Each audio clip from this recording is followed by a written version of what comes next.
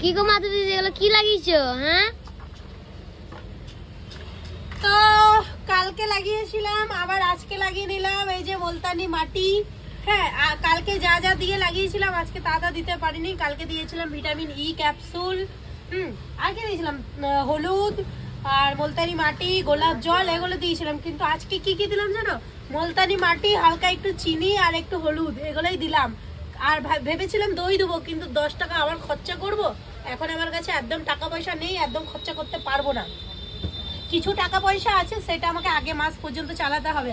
এখন হচ্ছে আজকের তারিখ হচ্ছে 26 মে 2025, আগের মাস পর্যন্ত চালাতে হবে। 26 তারিখ পর্যন্ত আমার কাছে মাত্র 13,000 টাকা আছে। এই 13,000 টাকা চালাতে হবে, ওই জন্য আমাকে খরচা করলে একদম হবে না।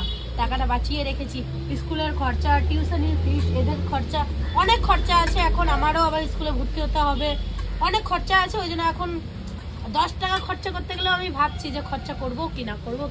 তো খরচা করলাম না। ঘরে এই মুলতানি মাটি আছে একটুখানি, আবার এটা লাগাবো 2 দিনে, মানে 2 দিন না 3 দিনে শেষ হবে না। বাস এটা শেষ হয়ে গেলে আবার আগের মাসে কিনবো আমি। আমার কাছে এখন টাকা নাই কিনার, কি আর করবো। তো তোমরা অনেকেই কালকে কমেন্ট করেছো মুলতানি মাটি লাগানো ভালো।